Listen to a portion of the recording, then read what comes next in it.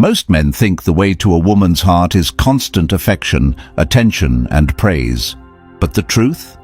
That's exactly what kills attraction. She starts ignoring your texts. She treats your efforts like they don't matter. You're wondering what changed, but the answer is brutal. You gave her everything before she earned anything. And now she's bored. Meanwhile, the guy who barely notices her, he's all she thinks about. Today, you'll learn why women get addicted to men who act like they're nothing, and how you can become one of them. Not by pretending, not by playing games, but by becoming a person who values himself. Comment: no more confusions. Number 1. The power of indifference. Indifference is not pretending not to care. It's truly not attaching your identity to her validation. It's not checking your phone every 5 minutes hoping she replied. It's not spending your day thinking about what she thinks of you. It's waking up and your first thought is not her, but your mission, your discipline, your future, and most of all, your peace. Because the man who is indifferent has peace, and the man who has peace holds power, and she senses that power before you even speak a word, because she can feel when a man is self-contained, when he's fulfilled without her, when he doesn't need to be chosen because he already chose himself. And most men today are not living this way. Most men hand their dignity over for a response. They throw away their self-worth for the chance to be seen by someone who hasn't even earned their presence. They confuse effort with effectiveness, and they spend every ounce of their mental energy on a woman who barely thinks of them. And it's because they've been taught since childhood that love is earned by sacrifice, by giving endlessly, by doing more, by becoming softer, by catering, by chasing. And they've been lied to, because the moment you place a woman above your principles, you lose her and yourself at the same time, because no matter how much effort you give, if she senses that your world stops for her, she no longer wants to be in that world. She wants to orbit a man whose life is moving with or without her, whose attention is not given. It's earned, and you don't achieve that mindset by faking distance or playing games or waiting 3 hours before replying. That's manipulation, and it doesn't work long-term. What works is becoming a man whose life is so rich, so structured, so full of forward motion that you do not have the time, energy, or interest to be emotionally pulled by someone who hasn't earned access to your mind. You no longer fantasize about her because your mind is consumed with your goals, your progress, your clarity. And when you reach that level, you become magnetic, because your silence isn't a tactic, it's the consequence of your focus, and she feels that absence not as an insult, but as an invitation to earn your presence. But to get there, you must stop betraying yourself, stop negotiating your standards, stop delaying your goals because you hope she'll notice you. Stop softening your voice, your truth, your pace just to be likable, and ask yourself honestly, how much of your energy have you spent trying to convince someone to like you? How many hours have you wasted worrying if you're being too much or too unavailable, when in reality you've made yourself completely available and still got rejected? And this is the lesson. Indifference doesn't mean you have no emotions. It means your emotions don't run you. They don't drag you into desperation. They don't convince you to chase validation. And that control over self is rare, and because it's rare, it's valuable. And the moment you stop chasing, you start choosing. The moment you stop hoping for attention, you start demanding respect through your presence alone, and that energy cannot be faked. It must be forged in solitude, in discipline, in failure, in years of not being enough for the wrong ones, in rebuilding yourself, not to win someone back, but to never lose yourself again. And it's in those quiet hours alone, when you want to reach out but don't, when you want to beg but stay still, when you want to explain but choose silence, that indifference is built, and slowly you become untouchable, not because you're cold, but because you've healed.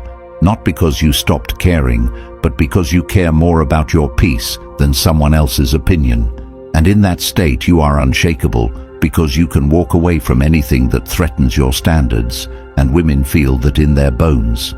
They know the difference between a man who is pretending not to care and a man who genuinely doesn't rely on their reaction to feel whole.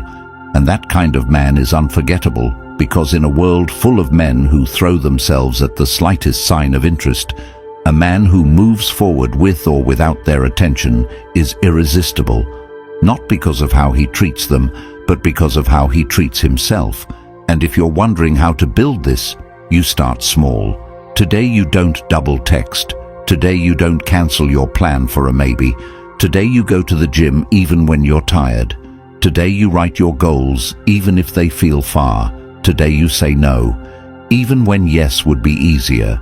Today you speak less and listen more.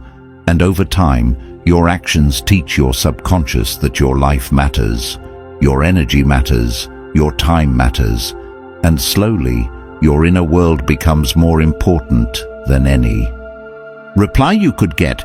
And once you live in that world, you are free, because nobody can take something from you that they never gave you in the first place, and that is the power of indifference.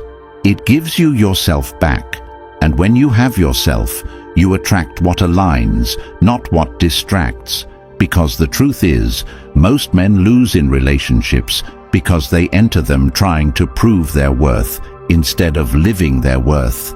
They overgive, over-explain, over-validate, hoping to be chosen, and they forget that the man who is chaste is not the man who gives everything. He's the man who gives what's earned, the man whose presence feels like a privilege, not a given, the man whose absence creates tension, the man who moves in silence because he's too focused to entertain chaos. And that man isn't born, he's built. He's built through every rejection he didn't let define him, every betrayal he turned into clarity, every moment he sat with his emotions and didn't act on them, every choice he made that honored his higher self over his temporary feelings. And once he reaches that state, he doesn't chase, he chooses, he doesn't argue, he acts, he doesn't beg, he builds, and she notices, not because he tries to be noticed, but because he's so different from what she's used to, because he's not impressed by beauty, he's impressed by behavior, he's not moved by attention, he's moved by alignment, and that level of manhood cannot be faked. It can only be earned through years of self-mastery. And if you are listening to this and feel the weight of these words, let that weight wake you up. Let it shake you out of your comfort. Let it pull you into your higher self, because everything you want begins with one decision. The decision to stop giving your power away to someone who doesn't value it and reclaim it through action, clarity, discipline, and stillness, because stillness is strength, not inaction, but precision, not passivity, but peace. And once you master that, indifference is no longer something you practice. It's who you are, and the people who didn't value you before will notice, and they'll come back. But you won't care, not out of spite, but because by then, you'll be too far ahead to look back, too rooted to be shaken, too full to be emptied. And that is the power of indifference. And if this truth is hitting somewhere deep inside you, if you're tired of losing yourself for people who never chose you fully, if you're ready to stop chasing and start building a life where peace, purpose, and power come from within, then the Stoic Relationship Blueprint is your next step. Not just a book, but a life-changing blueprint that's now available in audiobook form, so you can carry these truths with you while walking, running, or commuting, letting the wisdom sink in with every step. Because these are timeless principles that rewire how you move in love, in life, and in your own mind. And once you own this audiobook, it's yours forever, always there to revisit, to realign, to remind you who you really are when the noise gets too loud and you start to forget. So don't wait. The link is in the comments. Take the step. Invest in the one relationship that shapes all others. the one you have with yourself. Number 2. Chasing triggers. Emotion. The moment you start chasing, you lose the very thing you hope to gain, because chasing comes from lack, and lack is never attractive, and you know this deep down, because you felt it every time you've sent that extra text and got nothing back, every time you stayed up hoping she'd call and she didn't, every time you gave more than you should have, and were rewarded with silence, because when you chase someone, you're telling them without saying a word that they are the prize and you are the seeker, that your value depends on their response, and that you are willing to shrink yourself just to be near them. And the worst part is that you don't even realize you're doing it until it's too late, until you look at yourself and wonder how you ended up here again. Texting someone who hasn't earned your words, changing your schedule for someone who wouldn't do the same for you, letting your emotions dictate your actions instead of standing firm in your worth. And this is the cycle that breaks men from the inside, not all at once, but slowly, piece by piece, as they trade their standards for attention, their goals for distraction, their power for a maybe. And the truth is, you don't chase when you know your value, because the one who chases is always the one who feels they have more to prove. And when you operate from that space, you become invisible, not because you aren't enough, but because you gave too much before anything was even built. And she doesn't see you as a leader. She sees you as a follower, someone who waits for her to decide, someone who revolves around her moods and texts and hints. And nothing is more repelling than a person who needs permission to be confident, to lead, to stand tall. And the irony is that the more you give trying to win her, the less she values you. Not because she's cruel, but because humans are wired to want what they must work for. And you have removed the work, you have laid it all out. You've exposed every feeling and every intention, and while it might feel honest, it actually removes the tension. And tension is where attraction lives, because she needs to feel pulled, not pushed. She needs to feel uncertain, not smothered. She needs to wonder about you, not be flooded with your constant availability. And every time you reach out when she hasn't earned it, you teach her that she doesn't have to. And the emotional imbalance grows wider until she doesn't even think about you anymore, and yet you're still checking your phone, hoping for a text that will never come. Not because you're not worthy, but because you gave her the emotional payoff before she was emotionally invested, and you cannot do that and expect connection. You cannot keep offering your loyalty to someone who hasn't even decided if they respect you yet. And this is where the Stoic mind must step in, not to close yourself off, not to become bitter, but to take control of what you allow your energy to be tied to, because your mind is a fortress, and if you leave the gates open, anyone can walk in and rearrange your peace.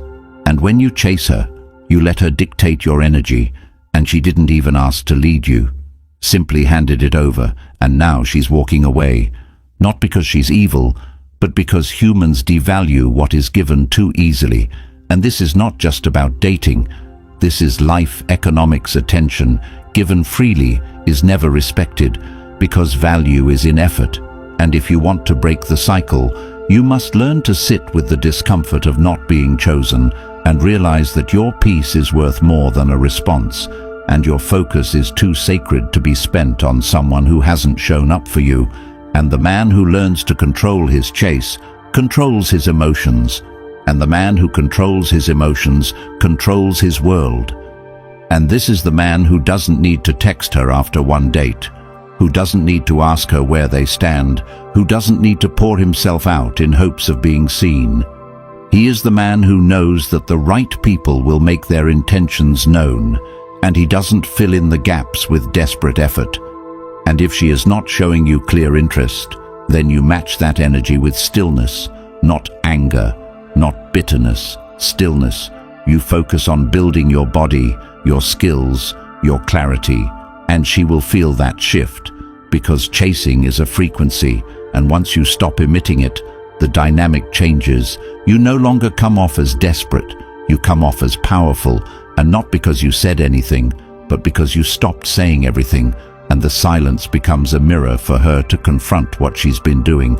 And sometimes they come back and sometimes they don't, but it won't matter, because by then you've seen the pattern clearly, and you're not playing that game anymore, because every time you chased and got rejected, you weren't being punished, you were being taught. And the lesson is this: never again offer the depth of your emotions to someone who hasn't shown the depth of their effort. Never again romanticize someone who treats you like a convenience, and never again believe that being the most available makes you the most attractive. Because the person who stands firm is the one remembered. The person who doesn't need the validation is the one desired. And every moment you want to chase is a moment to reflect: what am I seeking that I should be giving myself? And the answer will almost always be attention, reassurance, control. And you don't need it from her. You need to build it within. And that starts with honesty. What does chasing her really give you? What are you running from by running toward her? Because often we chase to avoid stillness, because in stillness we hear our truth, we see our lack of purpose, we feel our insecurities, and instead of facing that, we reach out, hoping they'll distract us from ourselves. And that's not love, that's fear. And fear cannot build connection, only dependency. And dependency is poison, and she senses it and runs, and you're left empty. Not because you weren't good enough, but because you made her your entire focus. And that is not attractive to someone who wants to be part of your life, not your whole identity. And from this day forward, you stop chasing, not to prove anything to her, but to protect your peace. You start walking with your eyes forward, not back. You stop writing long texts that come from emotion, and you start building a life that speaks louder than any message ever could. And you develop the inner strength to feel the pull to reach out and sit with it, not act on it. You train yourself to find peace in silence and freedom, in detachment, and in that space. You become someone who no longer needs to be chased or chosen, because you have already chosen yourself. And she will feel the shift, and some will be drawn to it, and others will fall away. But none of that will shake you, because chasing is not your job anymore.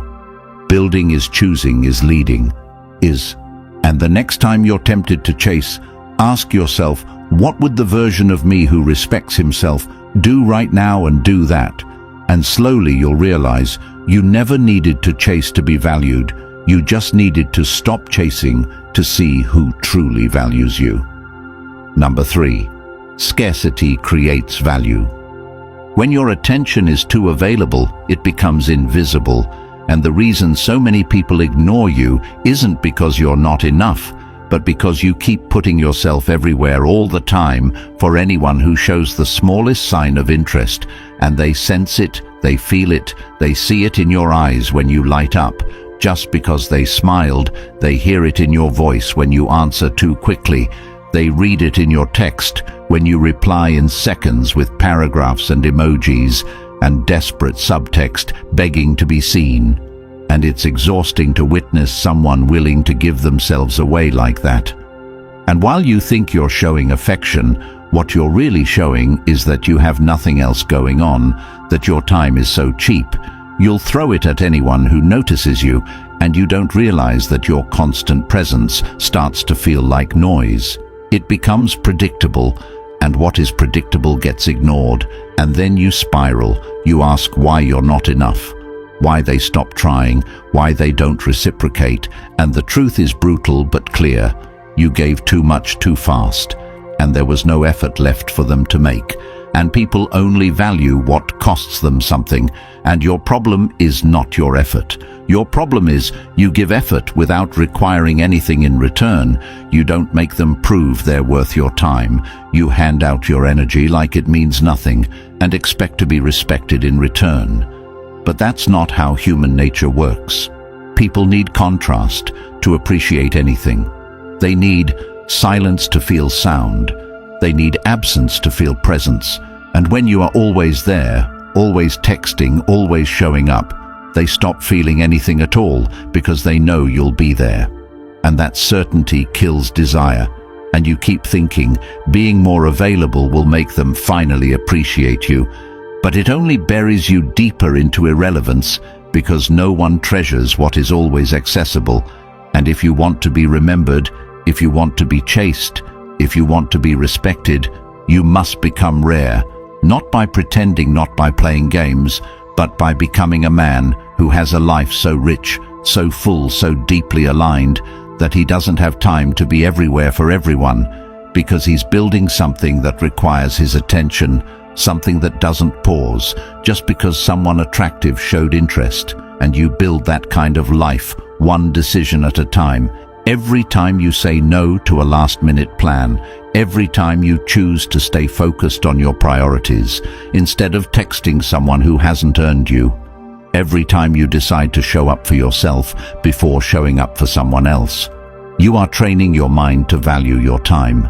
And when you start valuing your time, others do too. And when they sense that you don't move, unless it aligns, that you don't chase, unless it's reciprocal, that you don't explain yourself to people who haven't even asked who you are, they feel it, and they treat you differently.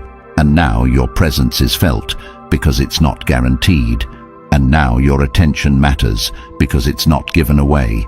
And the people who used to ignore you start leaning in. Not because you changed who you are, but because you stopped offering yourself like a discount item, hoping someone would pick you up. And you have to realize that your time is a currency, and the more you give it freely, the less it's worth. And if you want to protect your peace, your focus, your dignity, you must become exclusive with your access, and that means you stop explaining your value to people who've shown no sign of understanding it.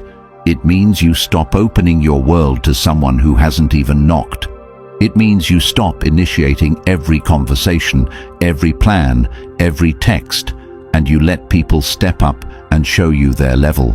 And if they don't, then you walk away, not with bitterness, but with clarity, because you don't chase what isn't trying to keep you, and you don't force your way into places where your presence isn't respected.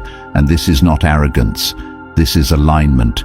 This is understanding that your energy is sacred, and the people who deserve it will feel honored by it, and the ones who don't will fade. And both outcomes are blessings, because the faster someone shows you their disinterest, the faster you get your time back, and you stop wasting it trying to convince someone to see your worth, and you return to building the kind of life that makes people wish they had access. But by then, access is earned, not given. And that shift is where everything changes. When you stop being available to everyone, you become valuable to the right ones. And that's when the texts start coming in from people who took you for granted when you were easy to reach. That's when the invitations return from people who stopped checking in when you stopped initiating, and you'll be tempted to prove your value by responding, but you won't. Because now you understand that your silence speaks louder than anything you could say, and your absence carries a weight your presence never did. And the ones who took you lightly now take you seriously. And the ones who ignored you now study your patterns, trying to find a way back in. And you don't hold grudges. You just don't hold space anymore for people who didn't hold space for you when it mattered. And this is how you transform, not by being loud, not by demanding attention, but by becoming so focused on your path that your detachment becomes undeniable. And she feels it when she used to expect your name to pop up, and now it doesn't when she used to see your likes and comments. And now there's silence when she used to think she could come back at any time. And now the door is closed and she has to knock and wait and hope. And this is what happens when you become scarce, when you protect your energy, when you realize that not everyone deserves access to you, and the ones who do will prove it. Not through words, but through consistency. And until that consistency is shown, you remain still, not chasing, not reacting, not hoping, just building. And this is how you shift from being an option to being the standard. Not because you forced it, but because you finally realized your value was never in what you gave freely, but in what you reserved for those who earned it. Number 4, confidence is power. Confidence isn't loud, it doesn't announce itself, it doesn't demand attention, and it doesn't chase approval. True confidence is quiet, unshakable, and comes from a place that most men never reach because they spend their lives seeking permission to be strong instead of building that strength from the inside out. And what most fail to understand is that confidence is not something you earn from others. It's not a result of external validation, likes, compliments, or women smiling back. It's built in private when no one is watching, when you decide you are enough with or without applause, when you wake up and show up for yourself, not because someone expects it, but because your word means something to you. And that level of self-trust is rare because it requires discipline in a world that rewards comfort. It requires choosing your goals over distractions, choosing your code over convenience, and choosing self-respect over temporary validation. And the reason so many people aren't confident is because they keep breaking promises to themselves. They say they'll start tomorrow and don't. They say they'll speak up and stay silent. They say they'll walk away and stay longer. And every time they do this, they chip away at their own power until all that's left is a shell that needs to be light to feel worthy. And she sees that. She feels it in your energy when you need her to like you, when you adjust who you are to fit what you think she wants, when your voice changes depending on who's in the room, when you laugh at things that aren't funny just to feel included, when your spine disappears the second you sense disapproval, and she loses respect because she's not looking for someone who bends. She's drawn to someone who stands, not against her, but in himself, because a man who is centered is magnetic, and that centeredness doesn't come from arrogance, it comes from clarity, from knowing who you are, what you value, and what you will never compromise on. And the man who moves through life with that clarity becomes untouchable because nothing she does can sway him. Her silence doesn't rattle him, her tests don't confuse him, her interest doesn't inflate him because he's not moved by her. He's moved by principle. And in today's world, that is power, because everywhere she looks, she sees men who break themselves to be chosen, who fold at the first sign of attraction, who try so hard to be liked that they forget to be respected. And respect always outweighs affection, because affection fades when it's not built on admiration. And admiration is only given to those who live with conviction. And if you want to build confidence, you must stop outsourcing your self-worth. Stop waiting for someone to say you're enough. Stop needing permission to lead, and start living by a standard you don't negotiate. You start by keeping the promises you make to yourself, no matter how small, by speaking truth even when it's inconvenient, by looking people in the eye and saying what you mean without apology, by walking away when your peace is on the line, by showing up consistently, not because it gets you praise, but because it's who you are now. And over time, your inner world becomes so rooted that nothing outside can shake it. And when you become that man, you no longer chase. You no longer ask for validation. You no longer crumble under rejection, because you know that who you are is not up for debate. It's not a question someone else gets to answer.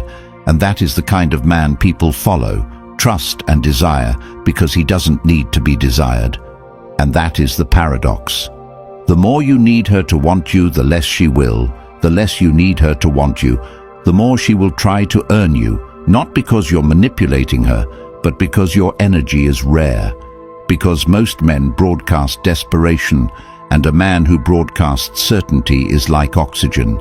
And you become that man not by faking it, but by doing the internal work every single day without witnesses.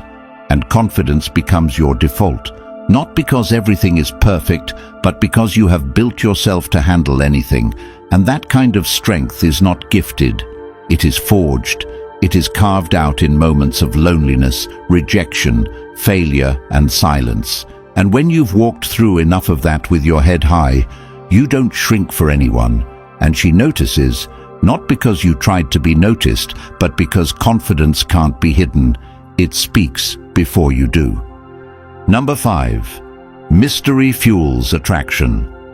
When someone can predict everything about you, they stop thinking about you, because mystery is not confusion, it's fascination. It's the space between what they know and what they still want to learn. And the reason you keep losing interest from people who were once obsessed with you is because you revealed too much too soon. You opened up too quickly. You gave them the blueprint before they even asked for the map. And while you thought you were creating connection, what you really did was remove the space for curiosity. And people don't stay where they're not curious, because once they've seen all your cards, the game is over. And the tragedy is that you gave all of yourself to someone who hadn't even earned access to your name. You poured out your pain, your past, your insecurities, your vision, and thought this would make them feel closer. But instead they felt overwhelmed, because no one values what they didn't work for. And you turned your depth into a discount, your soul into small talk, and now you feel used. But you volunteered to be seen before it was time, and this is the harsh truth you must accept. If you give too much too fast, you rob them of the chance to discover you, and people only treasure what they uncover piece by piece. And that's what mystery does. It creates engagement, not through manipulation, but by holding something back, by not revealing everything on day one, by letting silence do some of the talking, by answering with presence instead of over-explaining. And this doesn't mean you hide who you are. It means you understand that not everyone deserves immediate access to your layers.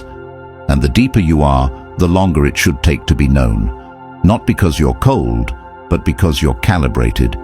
And when you live this way, people lean in, they ask more, they try harder, they listen deeper, because you're not broadcasting.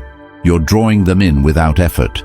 And the moment she senses there's more to you than what's on the surface, she stays intrigued, because mystery activates her imagination, and imagination is more powerful than information. When you tell her everything, she stops dreaming. When you show her everything, she stops wondering, and attraction dies in the absence of wonder. So, if you want to keep someone interested, don't be unreadable, be layered, don't be vague, be paced, and let them earn access to your story, one chapter at a time. And if they're not patient enough for that, they're not ready for your depth, because the ones who rush don't stay. The ones who are drawn to mystery are also drawn to meaning, and that means you must live a life worth discovering, not one built on secrets, but one built on substance. And you start today by saying less, by showing more through action, by being fully present instead of constantly explaining, by letting go of the need to be understood by everyone, and trusting that the right people will be captivated by your energy before they ever understand your mind. And mystery is not a game, it's a posture. It's the way you move when you're grounded in your self-worth, when you don't need to be validated to feel complete, when you know your value is not in your availability but in your presence. And that presence becomes addictive because it is rare, and rare always wins attention in the end. If you're still listening, it's because something deep inside you knows you've been living below your value, handing your worth to people who never earned it, seeking love where there's only control, chasing validation in a world that laughs at your pain. And the reason is simple. They never wanted you to know this truth. Society feeds you lies to keep you weak, emotional, obedient, but now you've seen the other side. The Stoic relationship blueprint is more than a book. It's the blueprint for reclaiming your power as a man, built on timeless Stoic principles that will flip your reality from confused and reactive to calm, focused, unshakable. It's now available in audiobook, so you can absorb this life-altering wisdom while walking, training, or simply breathing in your peace. You'll own it forever. It's yours. And no one can take this knowledge from you once you have it. The link is in the comments. If you're ready to stop being the man the world wants you to be and start becoming the man you were born to be, comment, "I'm reclaiming myself," like this video, and subscribe so more men can find this truth and save themselves from a lifetime of silent regrets.